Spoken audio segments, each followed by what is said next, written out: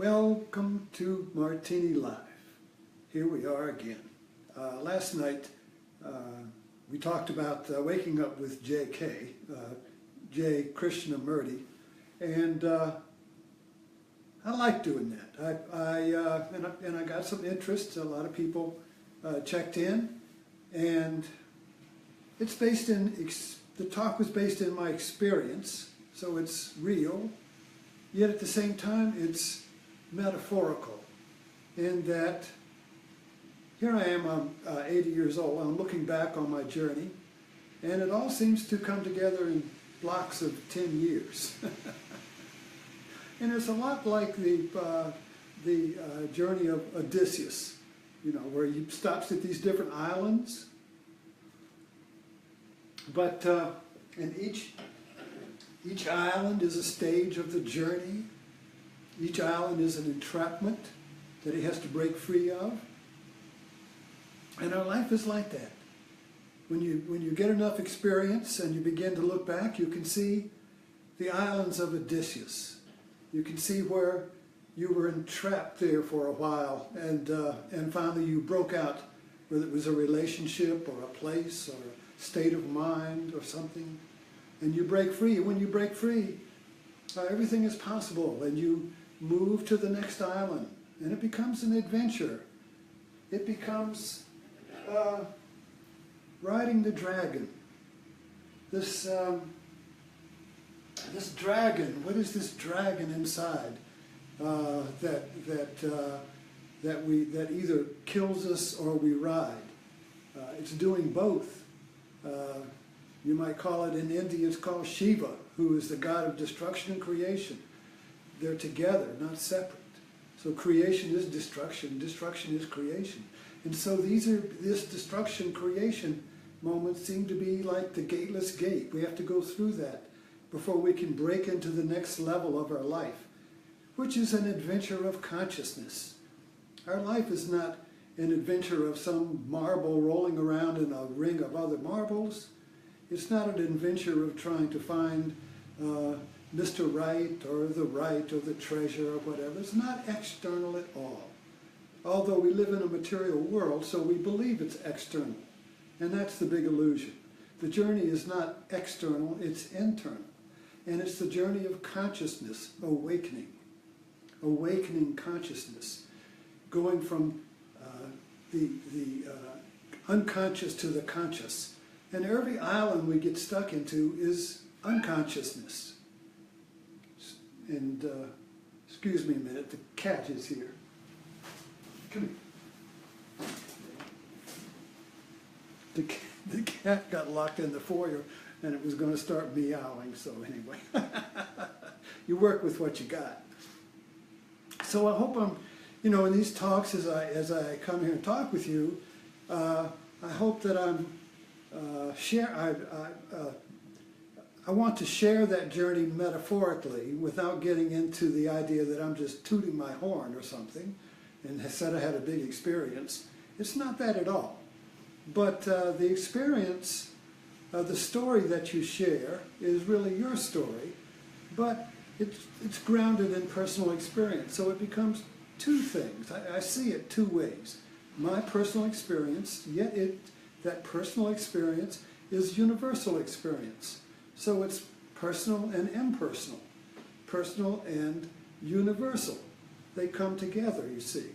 And so I hope that my goal is that as I become more honest and more like a confessional, as the more I confess myself, you see, here, and make myself vulnerable, that confession, that sharing of the story brings the personal and the impersonal together, you see. So this story I wanted to tell today picks up from yesterday's story of Awakening with J.K. That was in 1968. So go 5, 6, 7 years, jump. I had gone to, and I'll probably go back and tell this story too, but I wanted to tell this one tonight, about Ruth and the meat truck. So I had gone to following my awakening with J.K., I had gone to Cleveland to practice yoga with Alice Christensen, who was a up and rising guru yoga teacher, creating this Light of Yoga Society, and everybody was going to be enlightened. And this was the Cadillac Yoga Society. It was 1970. And so I went up and jumped full in. I was dove in full. There wasn't a single thing I left out. But there was some things left out. Unconscious things, you see. So it wasn't working out for me, so I came back to Virginia, and I couldn't find a job. So I got a job driving a truck, and it turned out to be a meat truck. And I would go pick up my truck in the morning, and it would be full of boxes of meat. And remember, this was 75, and there were still plenty of little markets everywhere, and you had to deliver meat to them. And like Hormel meat, it was all boxed, and there might be an occasional carcass in there. And so you had to deliver these boxes of meat to the butcher shops. And I would have this refrigerator truck full from bottom to top, and I would deliver the meat, and at the end of the day my truck would be empty, and then in the morning I would go and it would be full again. And this is a mythological story. What the meat truck gave during the day, what I emptied during the day, was filled at night. This is the story of Penelope, weaving during the day and unraveling it at night to keep the suitors at bay.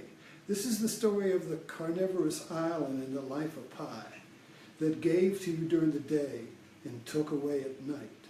This is the story of creation and destruction. This is the story of the myth of Sisyphus, who pushes a rock up the mountain during the day only to have it fall back down, so he had to push it up again. And this is the story of our karma. It's Groundhog Day. We just empty the truck and it fills up again. And we're on the 9 to 5, you see. So I was in that. I did it for 3 years. And my teacher, my yoga teacher, just shook her head. She didn't even write that. The last time I heard from her was, I have no idea what you're doing. How can a yogi be a meat truck? How can a vegetarian yogi drive a meat truck? This was like the bottom. This was working. What could you do? How could you do that? You've just lost it all. You'll never succeed. And so, and sure enough, when I went up to that yoga teacher to say, I want to be your teacher, she said, okay, quit smoking, quit drinking, quit eating meat, do this mantra, do these asanas, come back and see me for a year.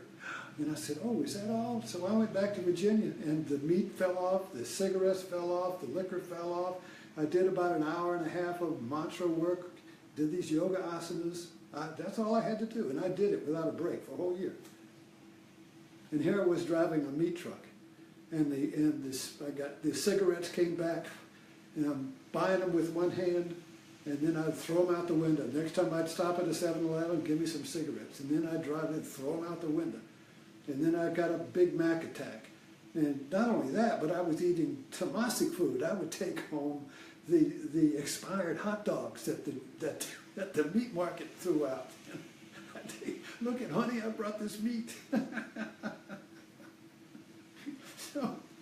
So I was falling. If there was any, and I was just hanging above hell by a single thread, hating myself. No, I'd lost my soul. Anyway, so where is Ruth? So I used to stop in at this I stopped in at the Edgar Cayce Institute in Virginia Beach, and I walked in there, and this was an institute that was a spiritual center. It attracted a lot of people from Edgar Cayce's foundation, and I walked in there, and the reception was there, and I said, where's, I just casually, where is this certain book or something? And when I looked at her, my whole personality just fell off like ice coming off the roof in a spring thaw, or an iceberg breaking off of the glacier. My identity, my person, the person I walked in the room with fell off, and I was totally in the present moment, in that same eternal center that I was in when I woke up from J. Krishnamurti. I was in this place. It's called No Mind, or it's the awakening of Prajna, the mind that does not rest on time, does not rest on anything. It is pure knowing. And I just knew her, and I knew myself in knowing her. She was an older woman. She came there from California after a divorce, and we were just like maybe souls that had met. I don't know, give it some kind of reason, but I do know that this was a liberating presence I was in when I would stop in there, you know. And so I would, but she became a recluse, and she became a little paranoid, and she was afraid to go to the door. And as I said, she was an older woman, had wild gray hair. And the last time I saw her was, I just hugged her, and this, we were both, I don't know if she was, but I know I was enveloped in this rainbow of lights, flashing energy, like that, you know. And all this, I don't know if I had energy going to her, or if her energy was coming to me, or what it was, but it was a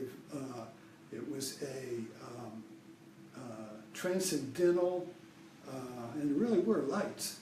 And then when I left, you know, I just could barely stagger out to the car, and I never saw her again. But it wasn't long after that when I was sitting in the meat truck in my karma, and I just asked myself, what do I really want to do? What is my heartfelt desire? What do I have to do? And I had to go back to Cleveland and and get back on my path again. So with that, the cigarettes fell off, the dead meat fell off, the alcohol fell off, and I set my sail for Cleveland and to renew my journey.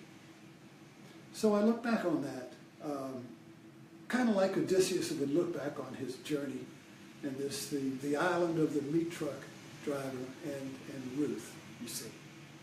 So anyway, we shall pick up in the morning, and thank you for dropping in.